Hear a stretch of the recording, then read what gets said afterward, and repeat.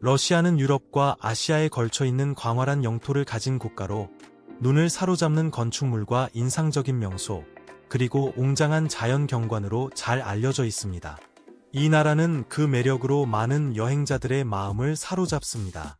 오늘은 독신 여성 인구가 많은 러시아 사회를 깊이 있게 살펴보고 일본과 어깨를 나란히 할 정도로 영향력 있는 성인 영상 산업에서 러시아가 차지하는 위치에 대해서도 조명해 보겠습니다.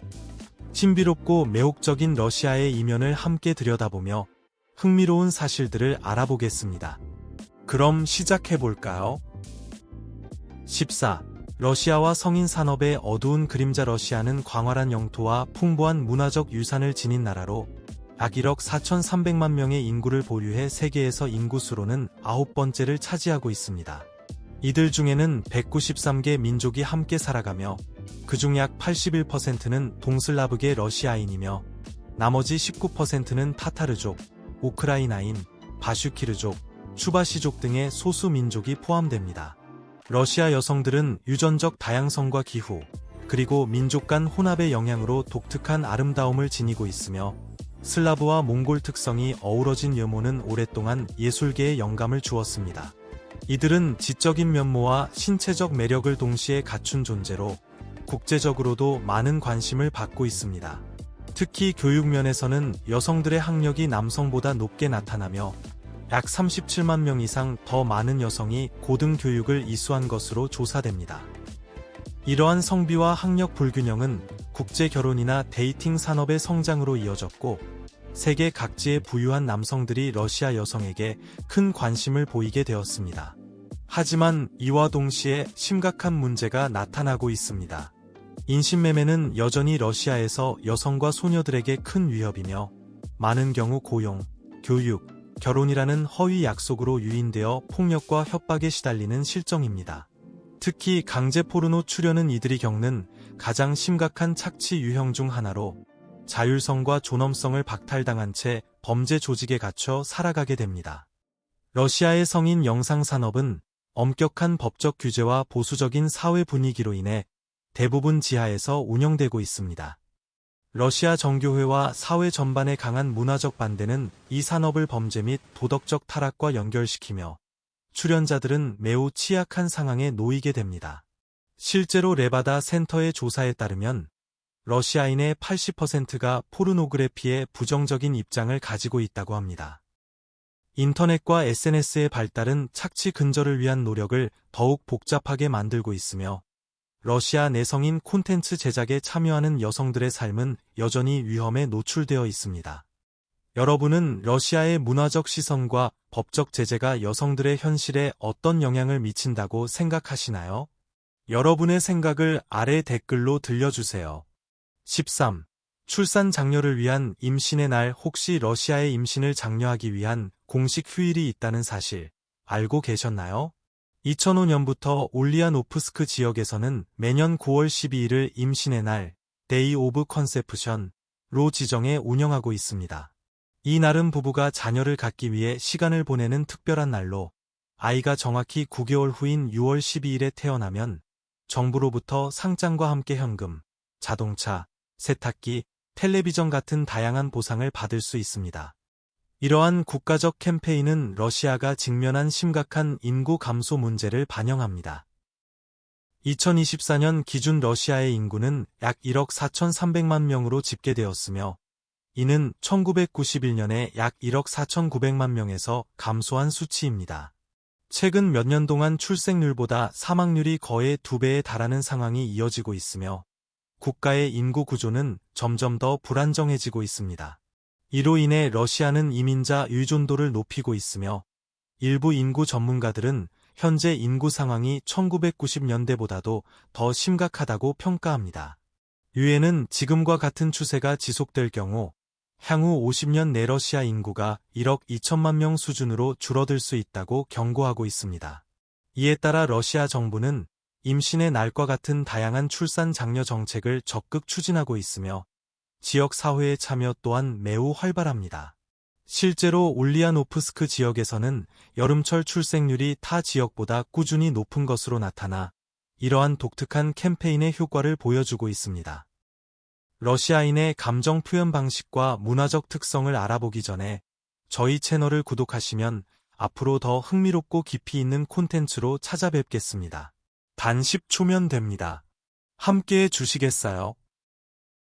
12. 러시아인은 미소 짓지 않는 법을 배운다. 러시아 문화에서 두드러진 특징 중 하나는 사람들이 성장 과정에서 쉽게 웃지 않도록 배운다는 점입니다. 서구 사회에서는 미소가 기본적인 예의로 간주되지만 러시아에서는 진심으로 행복하거나 유쾌할 때만 미소를 짓는 것이 일반적입니다. 이는 인간관계에서 진정성과 솔직함을 매우 중요하게 여기는 그들의 가치관을 반영합니다. 억지로 짓는 미소는 러시아에서 불성실하거나 심지어 기만적인 행동으로 받아들여질 수 있습니다. 서구에서는 사교적 상황에서 자주 웃는 반면 러시아인들은 상황을 가려 선택적으로 미소를 보냅니다. 그렇기에 그들의 웃음은 더욱 의미 있고 진정성이 담겨 있습니다. 친구나 가족, 혹은 기쁨이 넘치는 순간에만 웃음을 볼 수 있는 것이죠. 거리에서 러시아인들이 잘 웃지 않는다고 해서 냉정하다고 오해하지 마십시오. 이는 단지 문화적인 차이일 뿐입니다. 그럼에도 불구하고 많은 러시아인들은 관광객에게 따뜻하게 인사하며 손을 흔들거나 미소로 반응하곤 합니다. 이처럼 러시아에서는 미소조차 진심 어린 감정과 맥락 속에서 중요하게 여겨집니다. 11.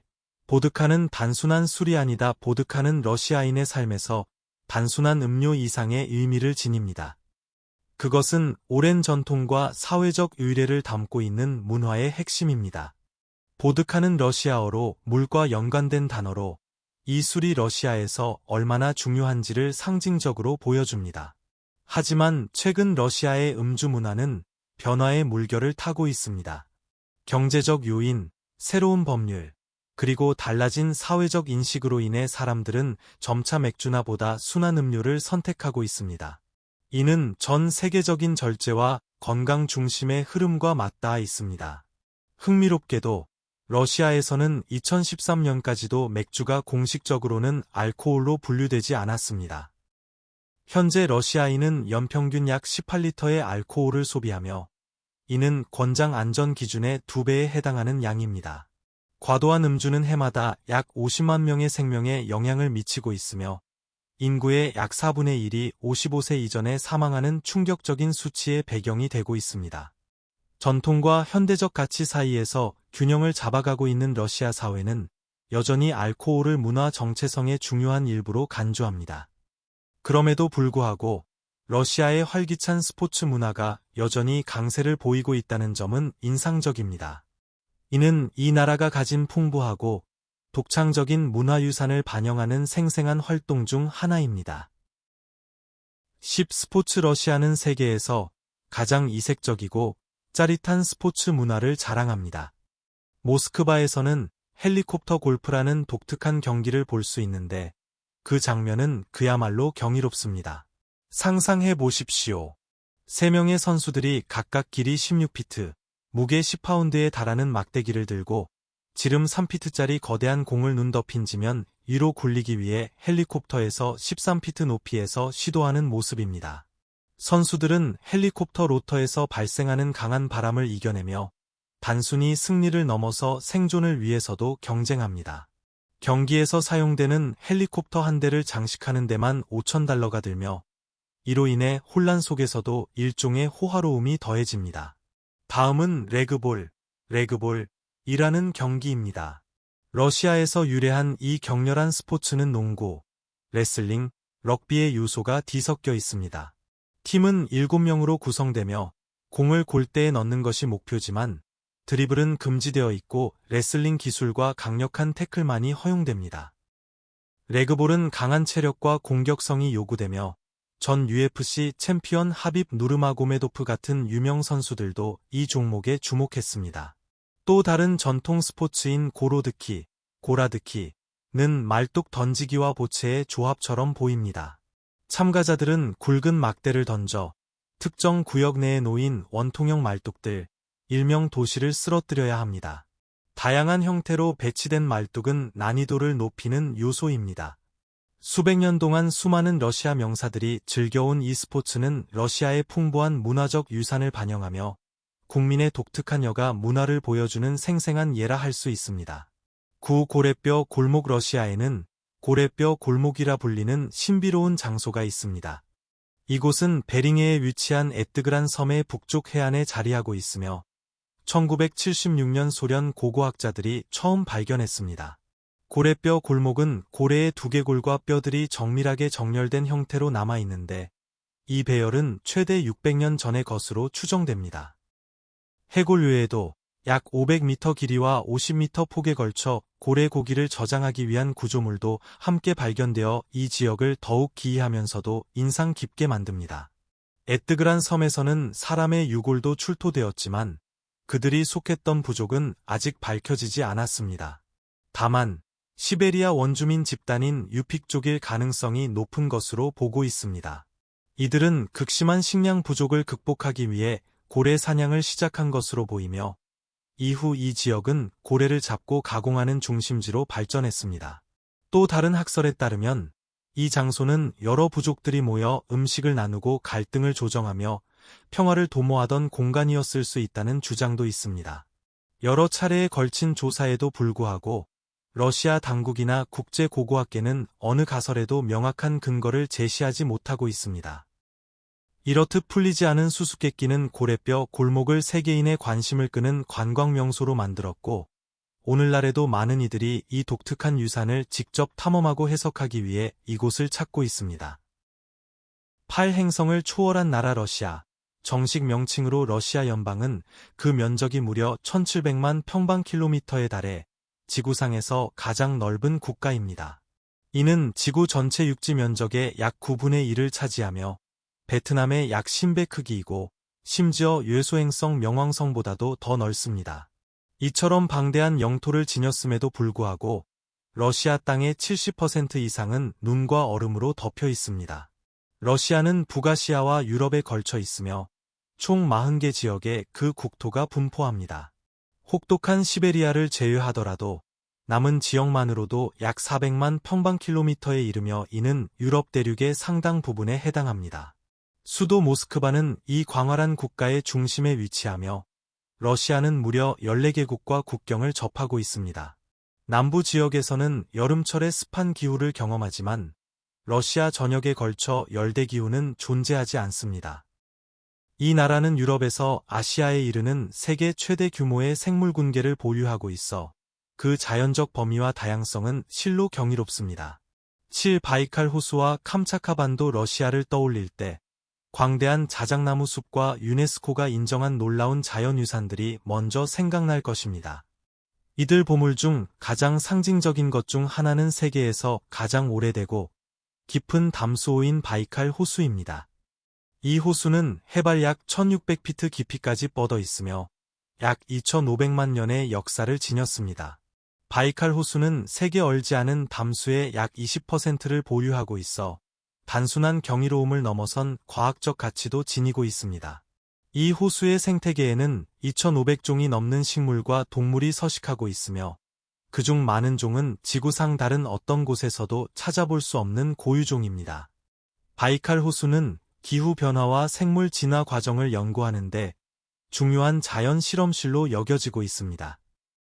북쪽으로 향하면 코미의 천여림이 또 하나의 귀중한 세계유산으로 자리하고 있습니다. 이 숲은 아시아 최대 규모의 원시림 중 하나로 보렐 숲 생태계를 대표하는 장소입니다. 코미 숲은 다양한 희귀 동식물의 서식지로서 생태적 균형을 유지하는 데 중요한 역할을 하며 동시에 과학 연구와 영감의 원천이 되기도 합니다. 러시아 동부에 자리한 캄차카 반도는 웅장한 화산 지형과 숨막히는 자연 경관으로 유명합니다. 이 지역에는 60개 이상의 화산이 분포해 있으며 그중 29개는 지금도 활발히 활동 중입니다. 클류체프스카야 소프카나 크로노츠키 같은 거대한 화산들은 전 세계 지질학자들의 관심을 끌고 있으며 탐험과 모험을 꿈꾸는 이들에게도 특별한 장소로 여겨집니다. 이처럼 험준하고 야생 그대로의 자연을 간직한 캄차카 반도는 유네스코 세계유산으로 지정되어 보호받고 있습니다. 6. 세계에서 가장 아름다운 지하철, 그리고 러시아의 문화유산 러시아는 건축의 경이와 문화 명소가 가득한 보물창고입니다. 그 중에서도 상트페테르부르크의 겨울 궁전과 모스크바 붉은 광장에 위치한 성 바실리 성당은 가장 상징적인 유산으로 꼽힙니다. 유네스코 세계문화유산으로 지정된 이 기념비들은 러시아의 찬란한 예술과 역사를 대표하며 매년 수백만 명의 관광객을 끌어들입니다. 단순한 건축물을 넘어 이들은 위대한 문화적 자산이자 시대를 초월한 예술의 결정체입니다. 러시아의 또 다른 독특한 매력은 모스크바 지하철 시스템입니다. 세계적으로 가장 아름다운 지하철 중 하나로 손꼽히는 이곳은 단순한 대중교통 수단이 아닙니다. 역마다 화려한 상들리에 정교한 모자이크와 조각상, 웅장한 건축 양식이 어우러져 마치 지하 궁전처럼 느껴지게 합니다. 이 아름다움은 단순한 미학이 아니라 소련 시대 예술과 건축의 결정체로 평가받고 있습니다. 하지만 모스크바 지하철의 가치는 그 미학에만 그치지 않습니다. 러시아는 세계에서 지하철 이용자 수가 가장 많은 국가 중 하나입니다. 모스크바 시민의 약 3분의 1, 즉 하루 최대 900만 명이 이 지하철을 이용하고 있으며 이는 런던과 뉴욕의 일일 승객 수를 합친 것보다 많습니다. 특히 보크잘라야 역은 하루 평균 17만 6,629명이 오가는 모스크바에서 가장 분주한 역 중 하나입니다.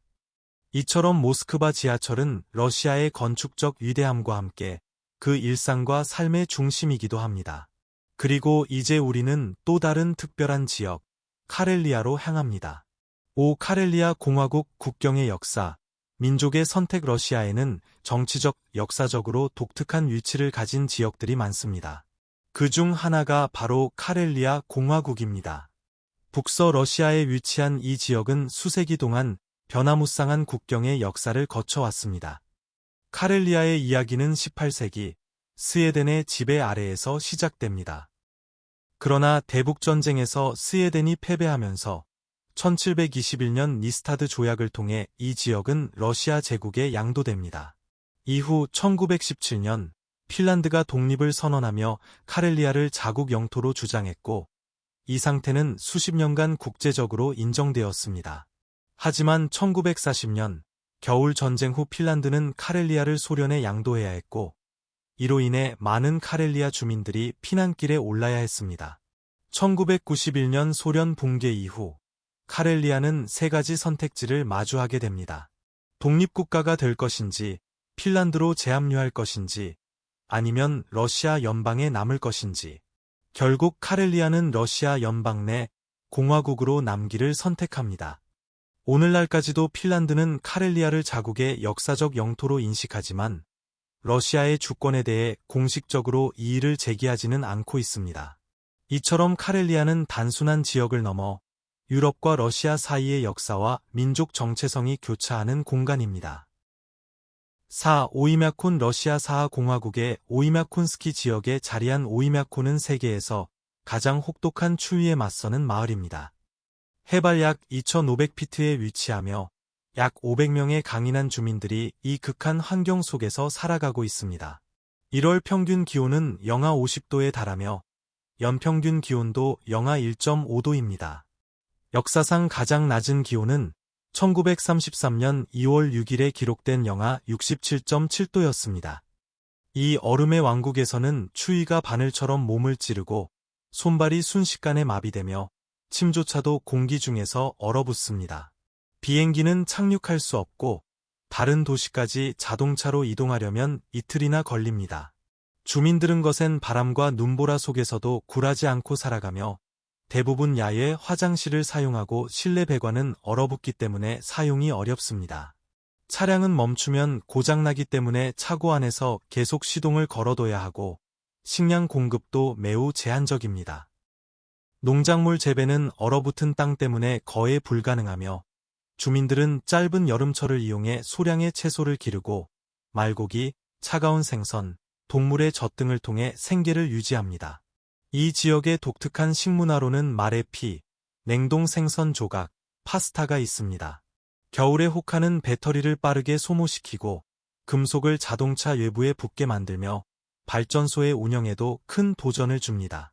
이와 같은 열악한 환경 속에서도 오이메코는 관광지로 주목받고 있으며 매년 3월 열리는 전통 축제에서는 방문객들이 지역 특산물을 맛보고 술록 경주나 얼음 낚시와 같은 활동을 체험할 수 있습니다. 오이메코는 극한 속에서도 삶을 이어가는 인간의 인내와 적응력을 상징합니다. 3. 화산 러시아는 단지 얼어붙은 평야의 나라가 아니라 경이로운 화산 활동이 펼쳐지는 불의 땅이기도 합니다. 동부 시베리아의 캄차카 반도는 우랄 산맥에서 뻗어나온 이 화산 지대의 중심이며 1200km에 걸쳐 펼쳐진 험준한 지형에는 약 60개의 화산이 솟아 있습니다. 이 중 29개는 현재도 활동 중이고 19개는 유네스코 세계유산에 등재되어 있습니다. 이 거대한 화산들은 캄차카 남동부를 따라 약 700km에 걸쳐 화산 고리를 형성하며 태평양 불의 고리의 일부를 이룹니다. 지난 1만 년 동안 이 지역에서는 최소 30회의 대규모 플리니안식 분화가 발생했으며 그로 인해 지구상에서 가장 화산 활동이 활발한 지역 중 하나로 꼽히게 되었습니다. 그 중에서도 가장 인상적인 화산은 클류체프스카야 산으로 해발 4,754m에 달하며 유라시아에서 가장 높은 활동 화산이자 시베리아의 최고봉입니다. 이 화산은 1697년 처음 분화가 기록된 이래 꾸준히 활동해 왔으며 가장 최근에는 2022년 11월 21일에 분화가 있었습니다. 러시아의 화산은 대자연의 원초적인 에너지를 보여주며 동시에 중앙집권적 정치 구조와 지역 자치 간의 복잡한 관계를 함께 반영하는 요소이기도 합니다. 이 세계에서 가장 독특한 행정 구조 러시아는 광대하고 복잡한 정치적 풍경을 가지고 있으며 현대 세계를 형성하는 데 중요한 역할을 하고 있습니다. 자치주와 공화국을 포함한 89개의 연방 주체에 의해 통치되며 이는 엄청난 문화적 및 민족적 다양성을 반영하는 비대칭 연방 모델을 구현합니다. 그러나 블라디미르 푸틴 대통령 하의 권력이 점점 중앙집권화되고 있으며 이는 거버넌스를 깊이 변화시키고 있습니다. 이 구조의 중심에는 48개의 주, 9개의 지역, 3개의 도시간 지역, 4개의 자치지역, 그리고 24개의 공화국이 있습니다. 한때 다양한 자치를 누리던 이들 주체는 푸틴이 1990년대 후반에 권력을 잡은 이후 자치가 축소되었습니다. 예를 들어 타타르스탄과 체체는 한때 자신들의 헌법과 언어를 가지고 있었지만 이제는 더 엄격한 통제를 받고 있습니다. 푸틴의 2000년 개혁은 대통령 대표가 감독하는 연방지구를 도입하여 정책 조정에 중요한 역할을 합니다. 이 지구는 헌법에 명시되지 않았으며 중앙집권화를 촉진하여 한때 공화국에 상당한 자치를 부여했던 협정을 해체했습니다. 2010년에 공화국의 대통령직이 폐지된 것은 이러한 변화의 단면을 더욱 강조합니다. 이러한 중앙집권화는 공화국을 넘어 모든 연방 주체에 영향을 미칩니다. 선거 개혁은 푸틴에게 충성스러운 공무원들이 지배하도록 보장하며 주지사는 선출되는 것이 아니라 대통령이 임명합니다. 이는 지역에 대한 연방의 통제를 강화합니다. 유대자치 지역인 유대자치주와 추코트카는 특정 권한을 균형 있게 유지하면서 러시아 국가의 통합된 독특한 위치를 차지하고 있습니다. 이러한 복잡성은 이 광대한 다민족 국가의 통합성과 안정성에 도전합니다. 푸틴 하의 권력의 분배는 중앙정부로 크게 이동했으며 자치를 유지하려는 지역의 반대와 논란을 불러일으켰습니다.